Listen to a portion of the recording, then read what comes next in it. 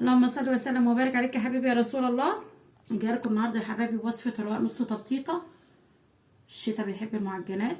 معايا هنا نص معلقه صغيره خميره، معلقه سكر، معلقه ملح. ممكن تستغنى عن الخميره وتحطي بيكنج باودر، ممكن تستغنى عن الاتنين. فاكرين الخض اللي طلعناه من الزبده؟ ده خض على معلقتين 2 قشطه احطهم. ده لبن رايب يا حبايبي، انا ضرباه بالهاند بلندر عشان كده هو كريمي، عشان ميبقاش فيه تكتلات في العجينه. ونعجن. خلي كوبايه السمنه دي بقى في الاخر كده. اللبن يا حبايبي ملمش معايا العجينه، خلص اللبن من عندك ممكن تزودي ميه عاديه عادي. فاكرين الشرش بتاع الجبنه اللي طلع مني؟ هكمل بيه عجن. طالما اللبن الرايب مش مكفي وهرجع لكم بقى وانا بلم العجينه بكوبايه السمنه. كده العجينه يا حبايبي عجنتها معاكم، هلمها بقى بكوبايه السمنه دي. حطي السمنه في اخر مرحله خالص. عايزه تحطي الكوبايه دي نصها زيت ونصها سمنه عادي، بس من نصيحه ما كتروش في الزيت عشان ما ينشفش مننا. ادي العجينه يا حبايبي لمت معايا، بس انا حطيت ازيد من كوبايه السمنه، وهغطي عليها بقى اسيبها ترتاح شويه واجيلكوا بقى وانا بقطعها. ادي العجينه يا حبايبي لما سبتها ارتاحت، شايفين ما شاء الله، اللهم الله اكبر ما شاء الله العجينه وحلاوتها. ما سبتها ترتاح شويه. مجهزه بقى صينيه عندي هنا، ورش عليها رشه دقيق خفيفه، وهقطعها حسب ما انت عايزه بقى. عايزاها كوره كبيره قطعيها، لقيتي ايدك لزقت اعمليها دقيق كده حسب التقطيع اللي انت عايزاه.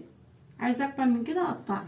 الطريقه دي معانا هكملها تقطيع وهجيلكوا يا حبايبي. بعد ما قطعنا العجينه يا حبايبي غطينا عليها كده بفوطه نضيفه وسيبناها تريح معانا. هاخدها دلوقتي. شايفين العجينه ما شاء الله مرنه معانا. شويه دقيق خفاف كده. عندك العجله دي اشتغلي بيها، ما عندكيش بايديكي كده وبططي. العجينه ما شاء الله طالما ريحت هتفرد معاكي. ما تكتريش في الدقيق، افردي معانا كده ما شاء الله. عندك العجله اشتغلي بيها على طول.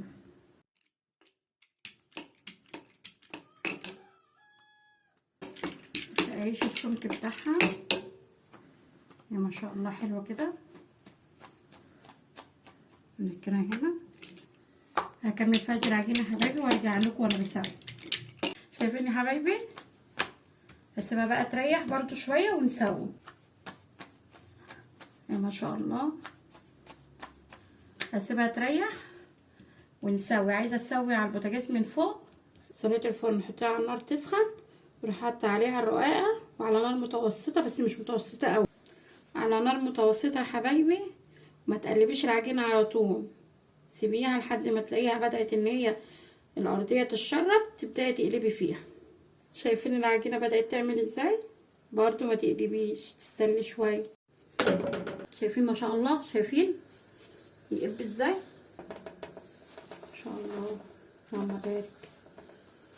وريحه الخض بقى بتاع الزبده يا جماعه مخلي ريحته تحفه في منتهى الجمال ما شاء الله ما شاء الله. اللهم بارك.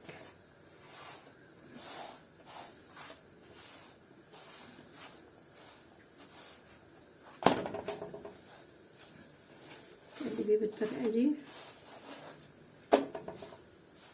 شايفين جمال اللون؟ لونه في منتهى الجمال.